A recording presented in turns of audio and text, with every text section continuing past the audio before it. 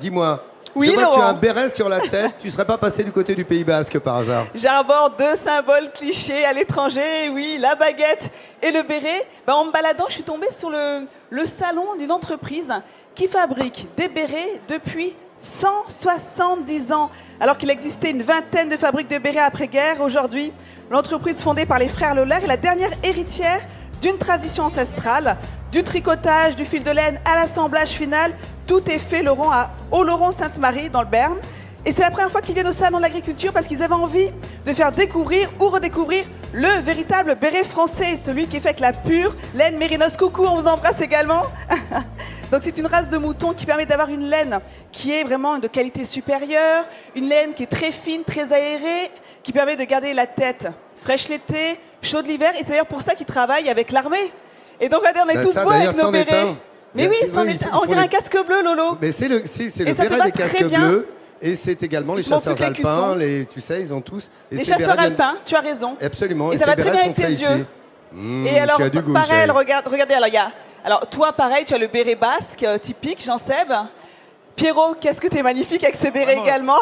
Ça me va très très bien. Parce qu'il y a différents types de bérets. Alors il y a celui-ci comme Jean Seb. Donc c'est un béret, si vous voyez, qui n'a pas du tout de doublure à l'intérieur. C'est vraiment le béret qui coûte 20 €. C'est celui qu'on enroule dans sa poche, quand on va dans les foires, dans les férias et tout ça.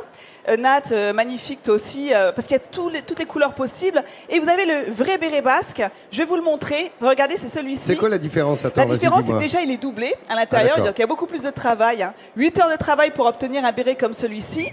Et vous pouvez choisir la couleur de la doublure, l'écusson que vous souhaitez mettre en avant. Et regardez tout ce travail du cuir autour. Donc c'est vraiment... Là, c'est le béret typique du berger, mais alors c'est plutôt pour sortir les jours de fête, de vraies fêtes, quoi. C'est celui vraiment qu'on va mettre de côté pour les grands événements. Voilà, ça, et comme je dis, c'est de la belle ouvrage. C'est de la très très belle ouvrage. Et notre entreprise a reçu 2 prix prestigieux dans l'univers de l'artisanat, entreprise du patrimoine vivant. Je vous en parle souvent dans Midi en France. C'est labellisé par l'État, ça reconnaît, ça distingue un savoir-faire d'exception. Et Origine France Garantie, c'est très très dur à avoir. Béarn, hein, parce Béarn, qu'il ne faut pas oublier, garantie, je suis le Pays d'accord. Basque, en fait, est béarnais. Et le béret dit basque vient du Béarn, c'est bien de le rappeler. Tu as raison. Bravo, bravo.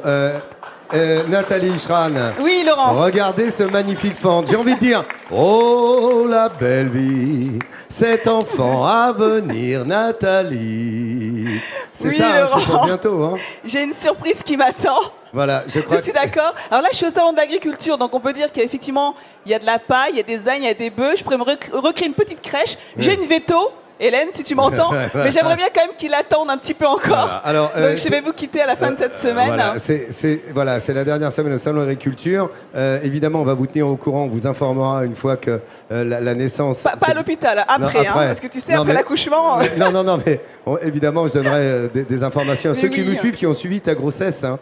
Oui, et bien évidemment, le talent français, l'excellence à française n'attend pas. Oui, donc il y a une demoiselle, Alicia Fall, qui est avec nous, que je vais vous présenter, puisque le relais se fait en direct. Alicia Fall, bienvenue.